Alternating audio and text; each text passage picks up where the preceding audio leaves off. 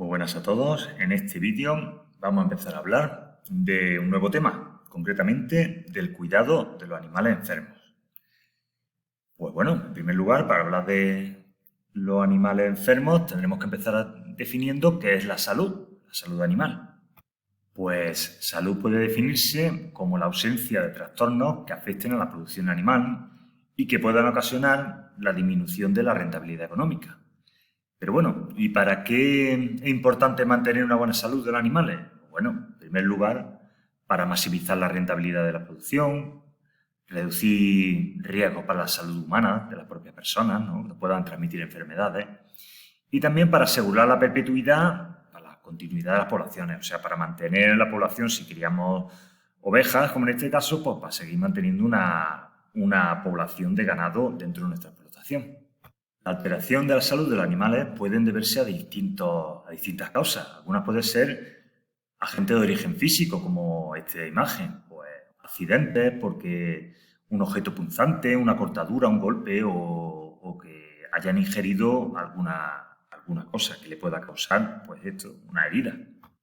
También puede deberse a agentes biológicos o bioquímicos, como plantas, parásitos, como estos que estamos viendo aquí, también bacterias, virus o otros insectos. Y por último, pues agentes abióticos, como puede ser temperatura extrema, humedades muy altas o bueno, pues como estáis viendo aquí, frío, tormentas o algún tipo bueno, pues de estos de agentes que son abióticos. ¿Y cómo definiríamos enfermedad del ganado? Pues bueno, se denomina enfermedad del ganado al desequilibrio o la alteración del estado fisiológico de una determinada especie animal, donde se genera el riesgo de pérdida o disminución del potencial productivo y de las capacidades de perpetuidad o disminución poblacional de la especie. Así podemos diferenciar pues, un animal sano cuando se encuentra en óptimas condiciones productivas, cuando el animal se mueve, está activo y tiene buen apetito, o un animal enfermo cuando un animal tiene bajas estas condiciones productivas, tiene síntomas de enfermedad, en fin, está triste, sin apetito, se mueve poco, bueno, de lo que hablamos en el vídeo anterior. Un aspecto muy importante es prevenir las enfermedades. Bueno, pues las enfermedades se previenen con una buena alimentación, higiene y un buen manejo de los animales. Estas son las tres principales pilares. Buena alimentación, higiene y buen manejo.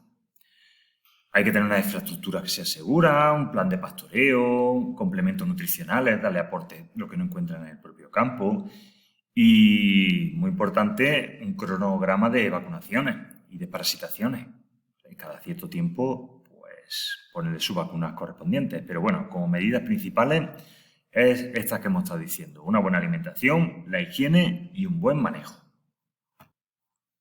Algunos de los factores que propician la ocurrencia de enfermedades, bueno, pues para prevenirlo, lo primero es precisamente eso, prevenir o mitigar factores climatológicos adversos, como son los fuertes vientos, frío intenso, que haya mucha humedad, que haga mucho calor o mucho frío, bueno. Otro aspecto también muy importante, pues, es evitar condiciones ambientales que sean malas. Bueno, pues hay que evitar pues, limpio, que es evitar la acumulación de estiércoles, agua estancada, eliminar la basura. Bueno, porque que haya un número de animales, pues no como estas imágenes que tenemos aquí, que estén los animales correctos en función de la infraestructura en la que estén encerrados. ¿Vale? Como veis, esta sobrecarga ganadera aquí es insostenible. Esto no puede mantenerse por mucho tiempo. Terminarían apareciendo enfermedades y muchos tipos de inconvenientes para garantizar la salud de los animales. Para identificar a un animal o un grupo de animales enfermos, el criador o el ganadero debe de observar pues, algunos de los siguientes aspectos. Pues bueno, pues nos fijaremos, por ejemplo, observaremos el estado del animal, si se ve deprimido, triste, solitario, bueno, si el estado físico, la superficie de la piel, el pelo, la temperatura. Esto ya lo estuvimos viendo en vídeos anteriores. La zona de la nariz, la mucosa, el pulso también, bueno, se le palpa el abdomen. Aquí tenéis algunas pistas que nos pueden llegar a esta conclusión de que el animal está enfermo. Una vez que lo hemos identificado, pues nos llega al siguiente punto. ¿Qué hacemos con esos animales? ¿Cómo los manejamos? Pues bueno, lo primero que habría que hacer es limpiar y desinfectar pues, los corrales, fumigar las camas y separar los animales enfermos para que no contagien al resto. También habría que eliminar, enterrar o incluso incinerar y quemar a los animales muertos o que hayan tenido estas enfermedades que no se conocen, desconocidas. Entre otras cosas también, rotar los corrales, poner siempre agua limpia y, por supuesto, como medida súper urgente, avisar a un profesional, a un veterinario, para que lo examine y, bueno, pues que nos asesore en el calendario en el tratamiento que corresponda, que haya que darle a este animal, o, bueno, incluso el calendario de vacunaciones y las dosis que haya que darle según la especie, el tamaño o la edad del animal.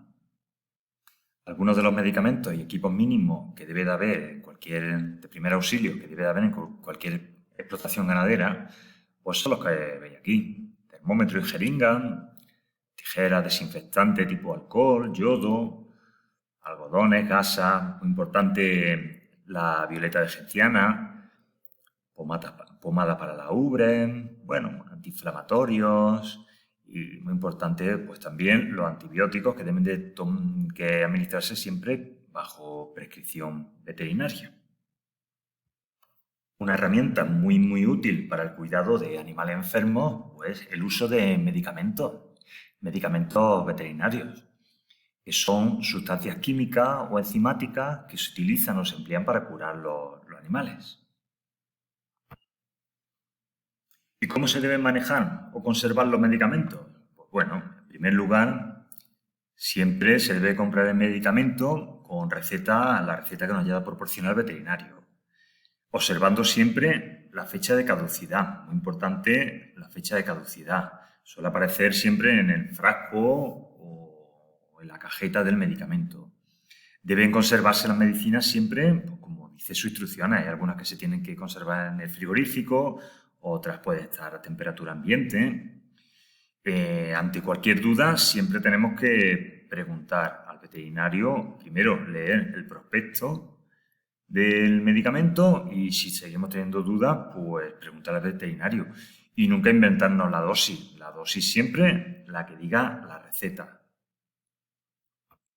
Algunos de los equipos de aplicación de medicamentos pueden ser la jeringa, la aguja y los dosificadores. Estos siempre deben de estar desmontados, lavados y esterilizados. Pues, por ejemplo, hirviéndolos durante unos 10 minutos antes de utilizarlos. O también se puede desinfectar con productos químicos como el alcohol, el formol u otras cosas. Nunca se deben utilizar agujas demasiado gruesas que dejen un agujero grande en el animal por donde puede escapar parte del medicamento. Existen varias formas de aplicar una inyección que debéis de conocer. Primero, saber diferenciarlas y luego saber dónde se deben de aplicar. Por ejemplo, la inyección subcutánea. Las inyecciones subcutáneas son las que se aplican entre la piel y la carne del animal. Generalmente en sitios donde la piel esté un poco floja y más delgada. Pues, por ejemplo, en el caso de las vacas se pueden hacer, veis, aquí está bien señalado. En la tabla del cuello, en el costado, en estas partes que se pueden, podríamos decir, pellizcar un poco la piel. En los equinos, pues, son zonas parecidas. En cuanto a cabras y ovejas, como veis, en la parte de atrás de las patas, esta quizás es la más frecuente, o detrás de las orejas. El cerdo también es muy parecido en los sitios. También puede ser intramuscular. Estas se aplican directamente en la carne. Aquí no se pega pellizco, directamente en el músculo. La aguja se introduce de manera directa y perpendicular a la piel. Pues como veis, aquí en la zona de las ovejas, del bovino, pues veis alguna zona en la que se suele aplicar, que también coincide con el equino.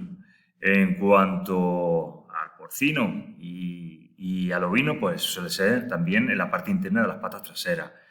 Y en el caso de aves, pues normalmente en la pechuga o en las patas, lugares donde tienen más músculo. Tenemos también otra que es la endovenosa o intravenosa. Este se aplica normalmente, como veis aquí, en animales más grandes se busca la yugular, que es la que pasa por el cuello, porque es más fácil de localizar o identificar. Pero bueno, el caso es que hay que buscar que sea dentro del torrente de las venas. La ave es más difícil y bueno, se suele hacer debajo del ala. Hay otras formas también de aplicar medicamentos en función de la enfermedad o dolencia que tenga el animal. Para los mamíferos son muy frecuentes las mastitis, que vienen a ser problemas en las mamas o las ubres también. Pues hay muchos productos contra la mastitis, que esto es lo que vienen provistos normalmente de una cánula o un tubito que se introduce por el canal del pezón y se usan como sondas mamarias para aplicar, a través de eso se aplica el medicamento. Bueno, y también por último vamos a hablar de otro, que también puede ser por vía uterina. O cuando se comprueban infecciones vaginales o en el útero, pues se utilizan bolos o pastillas y lo que se hace es como viene el dibujito aquí, directamente introduciéndola dentro de la vagina hasta el útero del animal, para que este medicamento pues haga su trabajo. Quisiera aprovechar para recordar que no solamente es importante la posología, o sea, la cantidad de medicamento que se debe de administrar y qué medicamento. Es muy importante también que los medicamentos veterinarios pues, se conserven de una manera adecuada, o sea, el almacenamiento y la conservación de los mismos. Para ello tendremos que, como he dicho anteriormente, tendremos que mirar si deben de almacenarse en frío, a temperatura ambiente. Bueno, esto viene siempre en la información que trae el medicamento dentro del prospecto. Nuestra legislación establece que toda persona propietaria o poseedor de animales debe de tener un libro de registro de los tratamientos veterinarios, principalmente en las explotaciones ganaderas. Pero esto va desde una propia mascota que tengamos, un perro, tiene su propio registro de vacunas, hasta, como he dicho, una explotación ganadera. En estos libros de registro, pues depende de la magnitud, si estamos hablando de un solo animal o como lo que nos interesa a nosotros es una explotación ganadera grande, pues se anotan una serie de aspectos como lo que veis aquí. Generalmente se indicará pues identificar la explotación con el número de ganadero, la fecha del tratamiento, bueno, de qué especie se trata, la cantidad de animales, si es un lote, la fecha, los datos del veterinario, en fin, una serie de informaciones que debe de quedar constancia. Y ya por último, en este vídeo vamos a hablar del calendario sanitario. Calendario sanitario, yo creo que todo el mundo entiende lo que es. Bueno, pues es un calendario de vacunación que no es otra cosa que una secuencia cronológica de vacunas que se administran simultáneamente a una población concreta. Esta población puede ser tanto a nivel humano como a nivel animal. Y como he dicho también, desde una mascota, no sé, quizá a vosotros resulte más fácil de entender, todos los años se vacuna de la rabia a los perros, por ejemplo, digo una mascota en la que estamos muy acostumbrados. Pues también existen una serie de vacunas que se administran al ganado, tanto sea bovino como caprino, equino, y bueno, aquí tenéis algunos ejemplos. Veis en este calendario, pues por ejemplo, vamos a irnos al primero, el bovino. Pues para la fiebre aftosa, pues como veis, se aplica en mayo una vacuna anual y se trata de un tipo de antibiótico. Y su modo de aplicación es intramuscular. Pues, por ejemplo, para parásitos internos, en el caso de ovino y caprino, pues estáis viendo, se aplica en mayo y también en noviembre, y bueno, pues cada 6 meses. ¿Eh? Y ya está. Bueno, pues con este vídeo, con esta imagen terminamos. Espero no haberos dado mucho la chapa y que hayáis aprendido algo. Un saludo y hasta luego, adiós.